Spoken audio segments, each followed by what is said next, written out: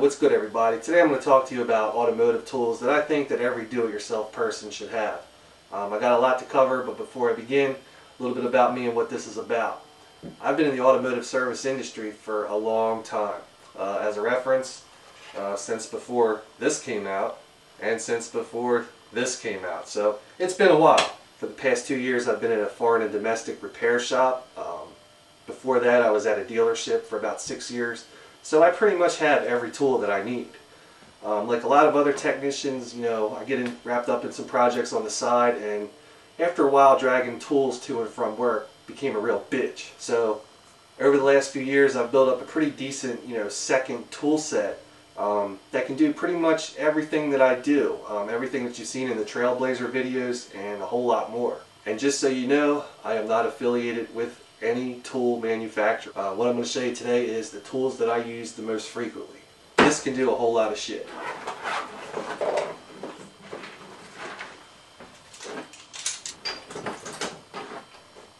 Well, here you have it. I mean, this is basic hand tools for you. Well, there's really no rhyme or reason how I spread this stuff out. Got this magnetic tray, super awesome, holds razor blades and T-pins and any other crap you might need. Definitely got to have the little pick. Little small flat screwdriver, trim tool, extendable magnet, extendable mirror. Got some basic strippers, dikes, good crimpers. Usually keep a little bin here, not really do-it-yourself tool related, but it was in my bag, so I'm going to show it anyway. Miscellaneous fuses, bulbs, connectors, just random crap. Kind of like the Bago stuff. Some pinch-off pliers, hose clamp pliers, regular pliers. A good solid pick. This thing's freaking awesome. It's sold as a radiator hose removal tool, but this thing can do so much shit, and it's awesome. Definitely in my toolbox. Screwdrivers, the plus sign and a flathead, channel locks, some miscellaneous bits, some metrics, some regulars, and some torques. This is like my go-to thing right here. It's a companion socket set. I've made a few changes to. The metric rail was replaced with a task force set I got. The little dinky tool that they had I replaced with a task force ratchet. Got a little bit holder in here, and the most awesome thing I have, it's just a quarter inch drive, quarter-inch socket with a number 2 Phillips bit JB welded into it.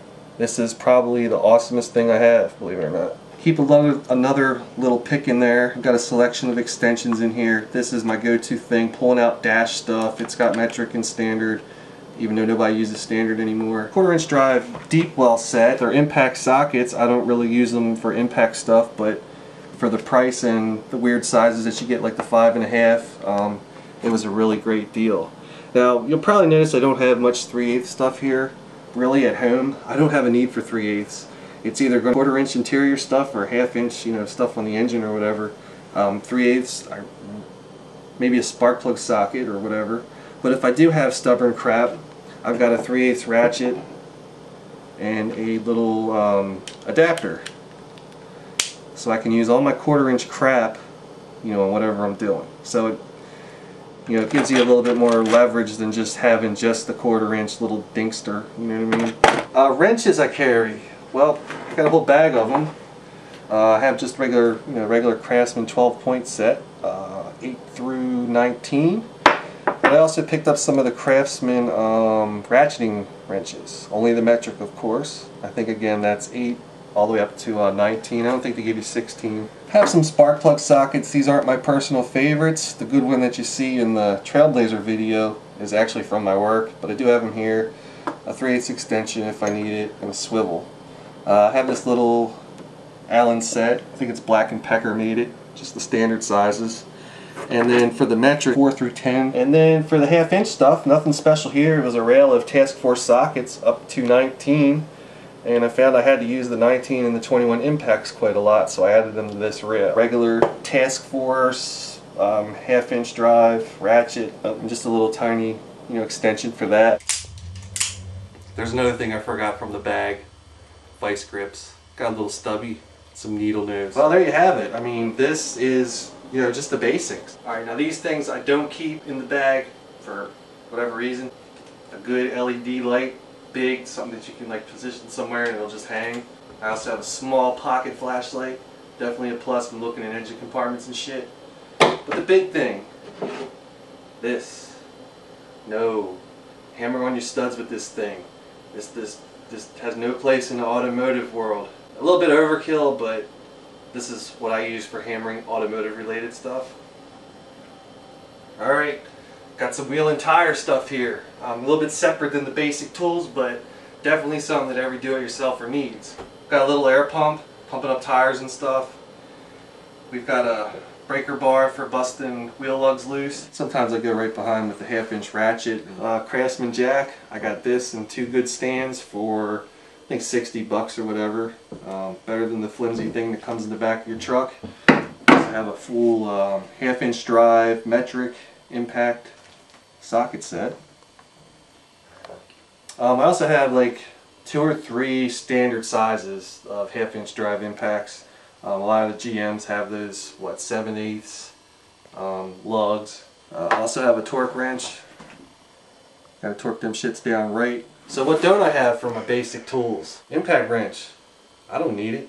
I don't even have air where I do my work. I wouldn't consider air tools part of the basic DIY guy's arsenal. I don't really need them. Okay, but like the big GM trucks, they're torqued down to like 140 foot-pounds. I did invest in a bigger, 1/2-inch drive breaker bar. I'm not going to say that you're going to need it, but it's going to make getting wheel lugs off a lot easier. I think that's it for wheel and tire stuff. And here we got some miscellaneous stuff that you should have, but it just won't fit in the tool bag. Kind of like the tire stuff. You should have a fuel pressure gauge that works with your vehicle. In my fuel pressure testing video for the Trailblazers, I showed you what was part of like a master kit. It's not something that you have to buy. You don't need the master kit. You only need the one that fits your vehicle. If you can't test fuel pressure yourself, you're going to have to rely on someone else to do it for you. And here we have the spark checker. You guys might have seen this in the Trailblazer i6 testing for spark video.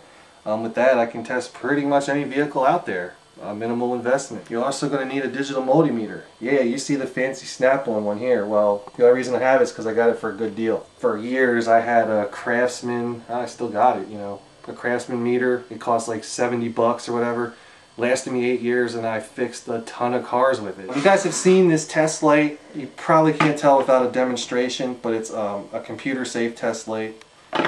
Here's like an old school one for like $6 with the incandescent bulb in it. I don't know if you can see in there. See that little light bulb?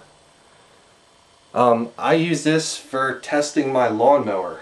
It has no place in a modern vehicle at all. Also worth mentioning, I kind of missed this before, you need the oil filter tools for your specific vehicle. I have one for my Trailblazer, I have one for my pickup. Definitely something you should invest in, Okay, so the other thing you guys need to have is a code reader. I hate showing mine because the code reader that I bought, I need it for what I do. But really for what you guys need, you just need something that'll read the check engine light and clear codes as needed. There are scan tools out there for under $50 that you can get. Spending the $50 now will get you far ahead. You don't know how many times someone has just say, they changed the air filter on the car. They disconnected the intake air temperature sensor and left it unplugged. And turned the key on, started the car, and check engine light's on.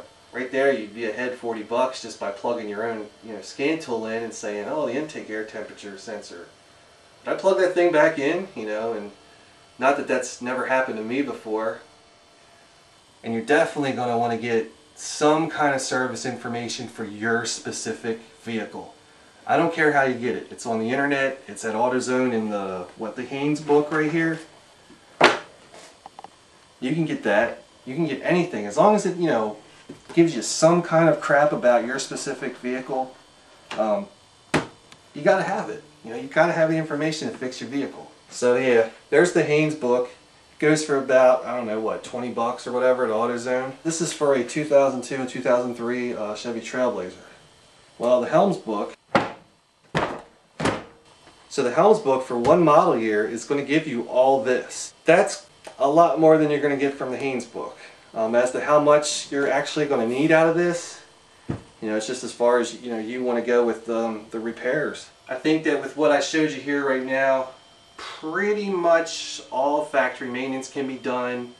Lights, checking circuits, all the basic stuff that you know, you don't really need to go to a shop and pay someone $80 to $100 an hour to do. You know, I think people underestimate themselves and what they can do. And, you know, I really believe that with the right guidance, you know, a lot of people can do a lot of things to their vehicles that they just, you know, didn't or might not have, you know, thought was possible.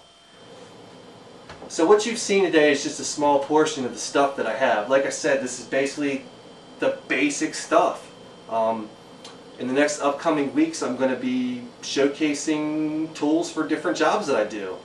Just to name a few, my electronic stuff, brakes, cooling systems, and any other thing that I think may be, you know, of use to you guys out there. Oh, you guys out there doing this shit at home, man? You like what you saw? Subscribe to my shit. I got by for 7 years ago. I did not need this fucking ratchet.